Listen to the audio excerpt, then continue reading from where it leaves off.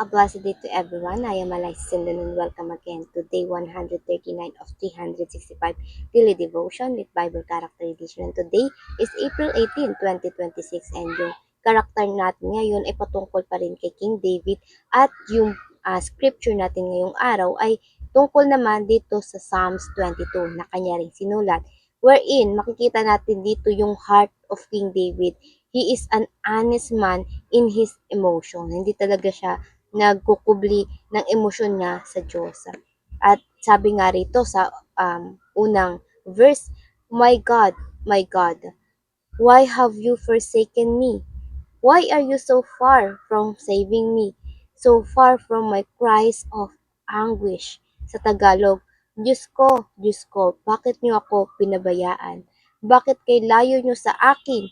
Dumadaing ako sa hirap, ngunit hindi niyo pa rin ako tinutulungan. So very familiar yung Psalms na isinulat ni King David, yung Psalms ng kanyang nararamdaman.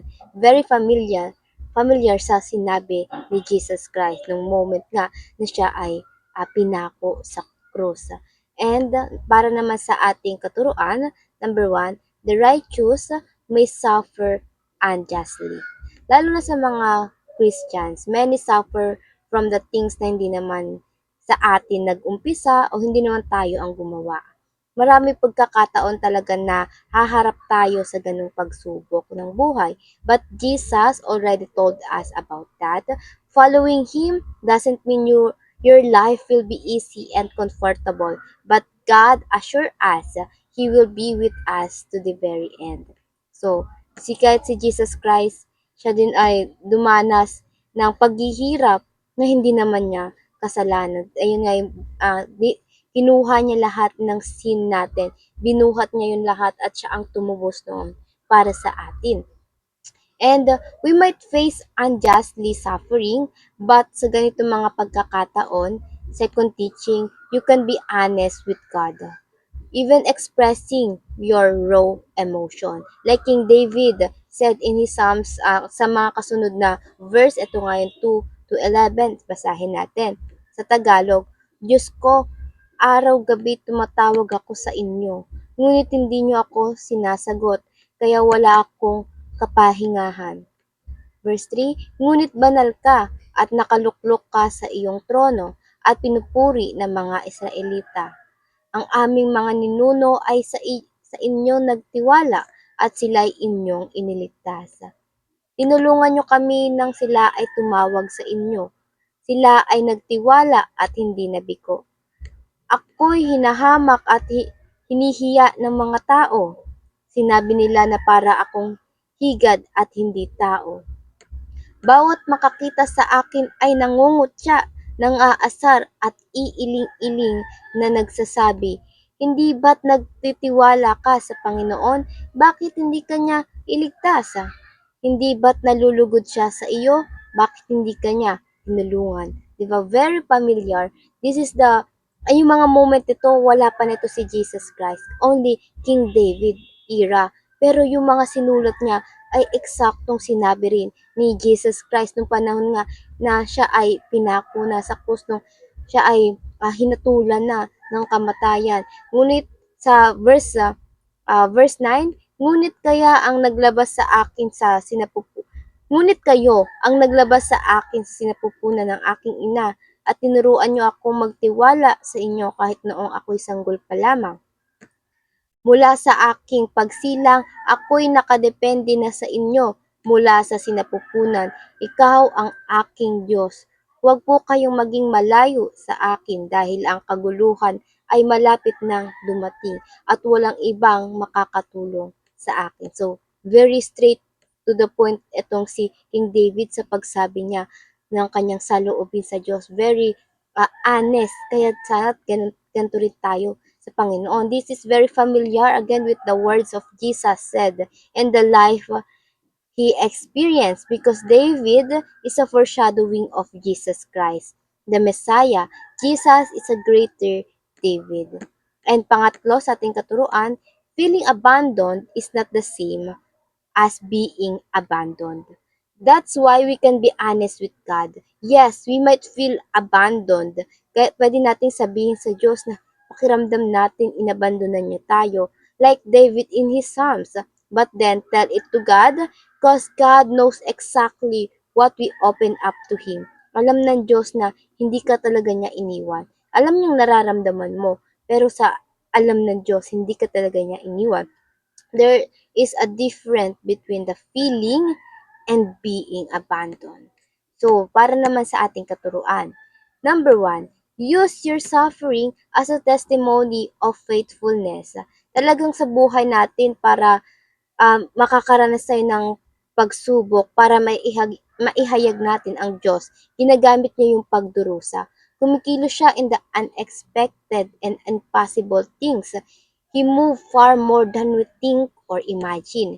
Kaya sa lahat ng suffering natin, we can use it as a testimony of God's faithfulness, paanong tapat siya at nagmamahal sa atin. Kasi kung wala ang Diyos, baka hindi rin natin kinaya yung mga pagsubok natin sa ating mga buhay. Yung pagdurusa natin, there's always a purpose. And pangalawa, match your hard situation with earnest prayer. When the situation is hard, then we must pray harder. Pag malaki ang pagsubok sa buhay, dapat malaki rin ang panalangin natin. Palagi tayong dumulong sa Kanya. Lagi kasi ang Diyos nag-aantay lang na humingi tayo ng tulong sa Kanya. Like a child na nagsusumbong sa Ama. And pangatlo, remember that God's silence is it's not the same as His absence. So we never out of His sight. Hindi tayo nawawala sa kanyang paningin. Nakikita tayo palagi ng Diyos at parang mga magulang natin sometimes, they just have to be silent, watching their children para hindi tayo natataranta.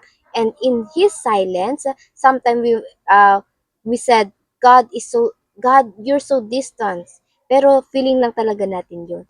Kailanman, hindi lumayo sa atin ang Diyos. God wanted us to trust Him in His silence. Marahil kasi in so many thoughts in our head, yung sagot na inaantay natin, makapag-lead pa siya sa confusion kapag binigay talaga ng Diyos. Answer might be mistakenly managed. Kaya, ang gusto lang ng Diyos, magtiwala, kumalma. So be still and let God move in His way. And remember that God's silence is not the same as His absence. And ayun lang po for our teaching and application. Now, para naman sa ating reflection, why does God allow His people to experience pain and suffering? So, we can do it or say it personally. Tanungin natin sa Diyos, kung bakit tayo nakakaranas ng kasakitan at suffering. And now, before we finally end, let's have a short closing prayer. And let's pray. Our Father in heaven, we thank you and glorify you for today's devotion, Panginoon, na muli ay pinapalakas niyo ang aming pananampalataya sa inyo, ang aming pagtitiwala, Panginoon, sa inyo, Panginoon. Salamat, Panginoon, sa kabila ng paghina ng aming mga puso, Panginoon. Ikaw ang aming nagiging sandalan at nagpapalakas, Panginoon. Panginoon, tulungan niyo kami na unawain, Panginoon, na kailangan namin buong puso ang magtiwala sa inyo, Panginoon, even on your silence, Lord God, because your Lord God, that doesn't mean na iniiwan mo kami, you abandoning us, Lord God. Lord, thank you again for your Son, Jesus Christ, na siyang umako na aming mga pagkakasala, ang nagdala ng aming mga pagkakasala para sa aming katubusan na rin, Panginoon. Salamat sa buhay ni Jesus Christ, Lord God, na Panginoon, naging dahilan ng aming kapatawaran, Lord God. Thank you in every day, in every ways, Lord God, at ikaw nawa ang siyang palagi. Manguna sa aming daraanan, Panginoon. Madakila ka ng bawat tao, Panginoon. At Panginoon, please, tulungan niyo ang aming mga puso palaging magtiwala sa inyo, Panginoon. At ayun lang po, in Jesus' name, I prayed. Amen and amen and amen. At ayun lang po, I hope marami tayong natutunan at natututunan pa. And I pray na sama-sama sa tayo lumago para sa Panginoon. See you again tomorrow. Have a nice day ahead and God bless.